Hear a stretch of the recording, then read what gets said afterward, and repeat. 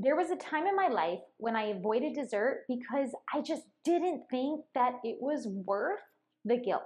My food guilt was so severe that thoughts about eating a standard bag of, let's just say, M&Ms consumed me for days after I even ate them.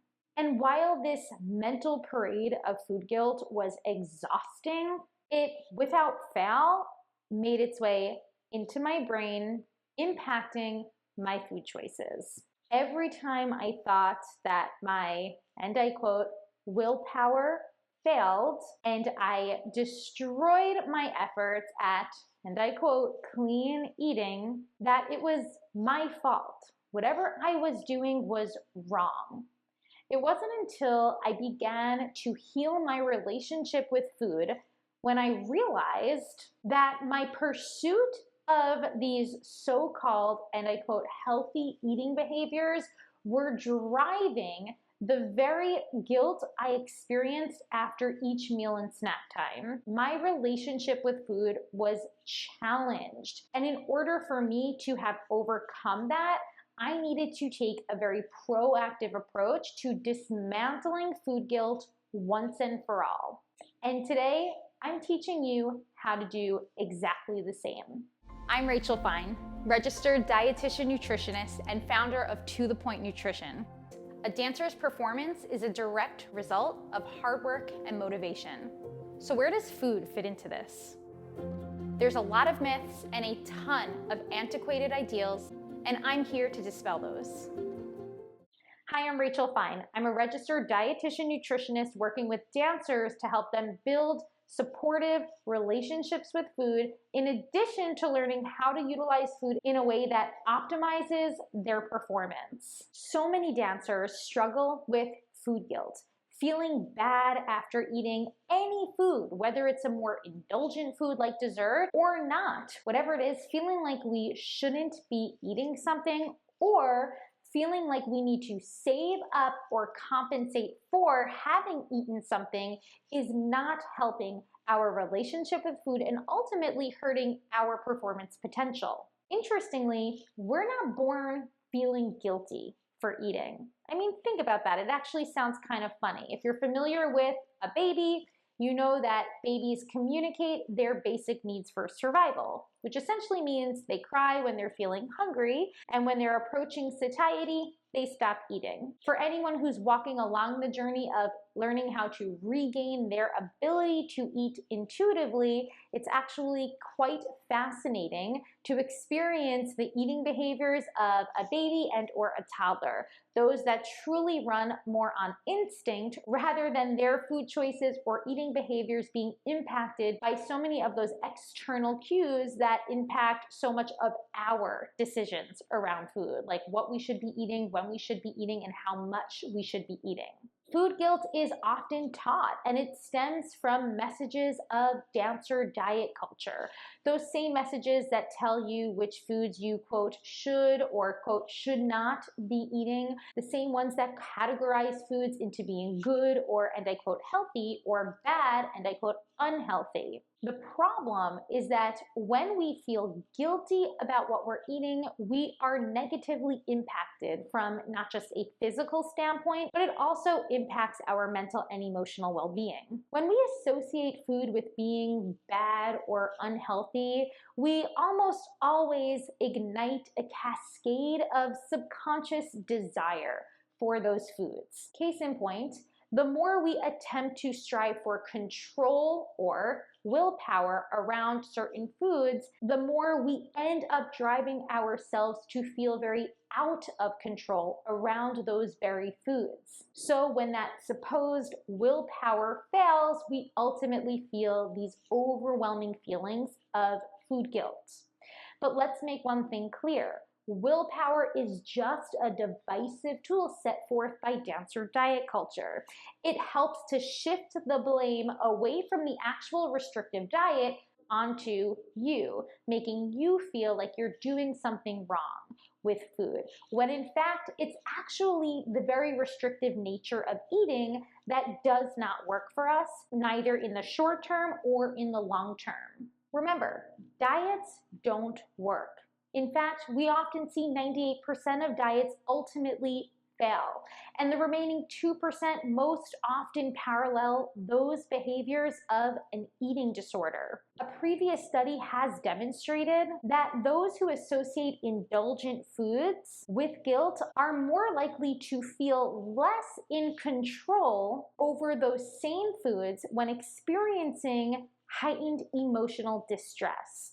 This is another reason why emotional eating often comes into the conversation, further igniting feelings of food guilt, especially when turning to foods during those times of emotional distress. Now, just to recap, there is nothing inherently wrong when we utilize food for comfort, but we want to know that it's only providing us with temporary comfort, and therefore it's important we build a toolbox of coping tools to help us navigate through emotional distress.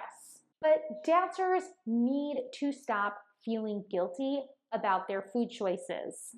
Food guilt can cause feelings of stress, fear, and anxiety at mealtimes, further increasing a dancer's risk to the development of disordered eating habits.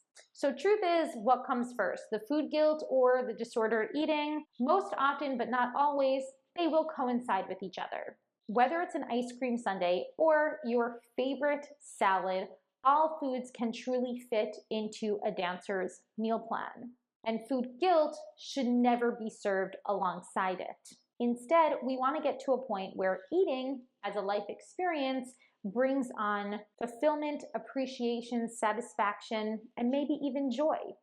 Removing these experiences, replacing them with food guilt and or the need to micromanage our food choices for the purpose of manipulating our body's weight, shape, or size will ultimately strip these experiences around food, driving us further towards disordered eating or a challenged relationship with food. Now, while we can always work to identify patterns of food guilt. So for example, identifying the specific foods that might trigger feelings of guilt for you, or identifying maybe the time or places that these foods might trigger guilt for you. I do want you to know that overcoming this food guilt is very much easier said than done. This doesn't mean that we can't work towards it, but I do want you to acknowledge and make space for the mere fact that this work takes some time. I often like to provide dancers with a helpful analogy. Now, I'm a right-sided dancer, which essentially means that I am stronger when doing things to the right. I turn better to the right, I can pull out multiple turns to the right, but when it comes to the left, I often need a bit more support and a bit more work. Interestingly enough, in my most recent years dancing, I'm starting to notice a shift where my left-sided turns are becoming more stable and stronger than my right-sided turns. And let me explain what happened here. Because for so many years, it was somewhat intuitive for me to turn well to the right, it took more proactive practice and effort for me to successfully execute my left-sided turns. But now, after years of that work and years of that practice, my left-sided turns are, fun fact, way stronger and a lot cleaner than those right-sided turns. Similarly, you might find that at first, in the beginning of your work in healing your relationship with food and ultimately alleviating feelings of food guilt, it's not going to come super intuitive for you. And that's because of years of dancer diet culture that saturates our studios, our dressing rooms, and overall industry. Having experienced so much diet culture for so long essentially means that you are conditioned to feel guilty when eating foods that haven't been deemed, and I quote, acceptable for dancers. So working away from this mindset and challenging this mindset requires a way stronger proactive approach.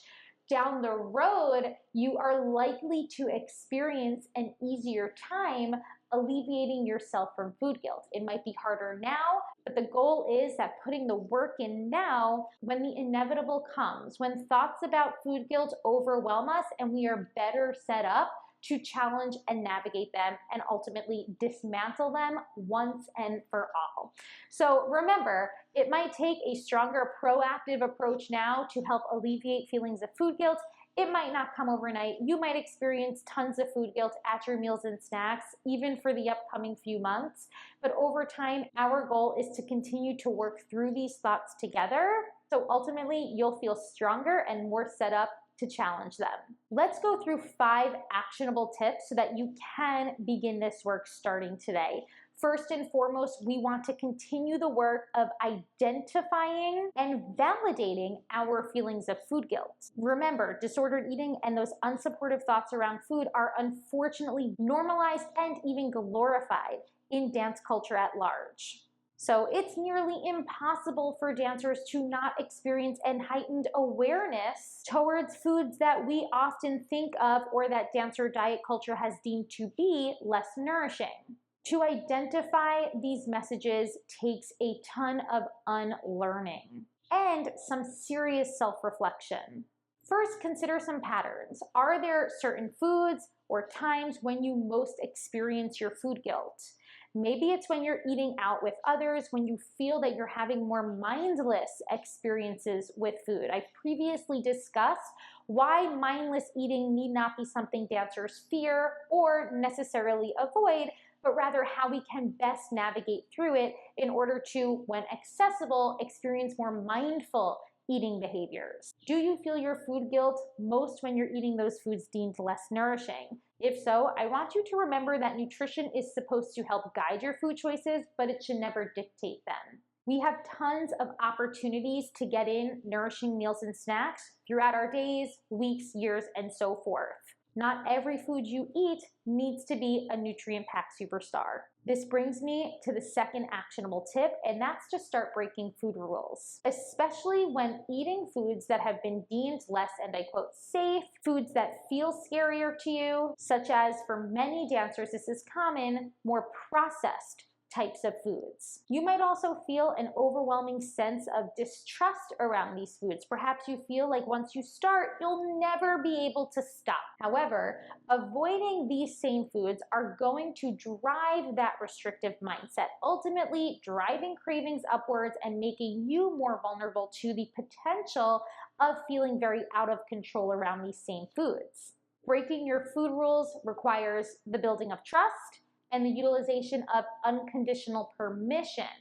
Working alongside a licensed clinician can be very helpful. A registered dietitian nutritionist like myself helps dancers in identifying their food rules and ultimately breaking them. Sometimes this takes the work of some mindful eating techniques alongside the use of the hunger fullness scale to better proactively break these food rules. And this brings me to that third actionable tip, and I've mentioned it a couple times, but mindful eating experiences can be very helpful in this work, especially around foods that you feel the most distrust with or foods that you feel the most guilt around. So mindful eating isn't always going to be accessible, but if we can try to plan for 1, 2, maybe 3 instances of mindful eating experiences throughout our week, this can help us to bridge that gap into incorporating these foods that we often feel a lot of guilt around or that we can't trust ourselves with. I suggest you to write out a list of foods that you often feel might be less nourishing, less healthy for a dancer, or you feel like you should be avoiding at all costs. From here, I want you to pick 1 or 2 that you can work to build a more mindful experience with within the upcoming week. Through this work, you might want to focus on my actionable tip 4, and that's utilizing neutral affirmations. Affirmations are reminders for ourselves that can really help in the process as we are detangling food guilt. I often encourage dancers to build neutral affirmations rather than positive affirmations. The difference here, neutral affirmations are a bit more practical for dancers, while positive affirmations might instill a bit of self-doubt, especially if they feel super unattainable. Neutral affirmations, especially surrounding food, are a bit more complex in their nature. They're building statements around what a food can do for us on a physical, mental, and emotional level. So instead of thinking this candy is bad, I'm thinking this candy is full of energy. Energy will help to supply my body with some quick onset energy, especially when I need that repletion after dancing. This energy might not necessarily support me in the long run. I might want to include candy as part of an otherwise balanced and nourishing meal plan, but for the times when I am having it, I am allowed to provide this for my body without guilt and without the need to compensate for it. So that's an example of a bit of a very long affirmation, but it's also focusing on the concept of food neutrality and how we can begin to unravel some of these unsupportive food thoughts so that you can remind yourself that you deserve to enjoy all foods without guilt. And the last work to get you started in unraveling your food guilt is to approach it with compassionate curiosity as a replacement for self-judgment. I often see dancers come down really hard on themselves when experiencing guilt around food. It's a lot of conflicting thoughts, like feeling that we shouldn't be eating these foods, experiencing food guilt, and then feeling guilty for actually experiencing the guilt around those foods. It almost feels like a never-ending cycle. But remember, food guilt is learned. It is not your fault for picking up these unsupportive thoughts when it comes to food, especially in the dance world. Compassionate curiosity, it allows us to make space for self-reflection and even personal understanding, starting to identify where you might have picked up these thoughts. Was it a person? Was it a studio? Was it an environment? Maybe a summer intensive that you were in? Remember, those same feelings of guilt, these are also born out of a lot of stigma surrounding certain bodies and certain foods. Unlearning these messages takes a lot of time. And throughout the process, there might be many instances where you still feel like you are overdoing it around a certain food. A lot of dancers might begin to want to unravel their food guilt and break their food fears, and in the process still experience bits of, and I quote, overeating or binge eating. That's actually a very normal part of the process.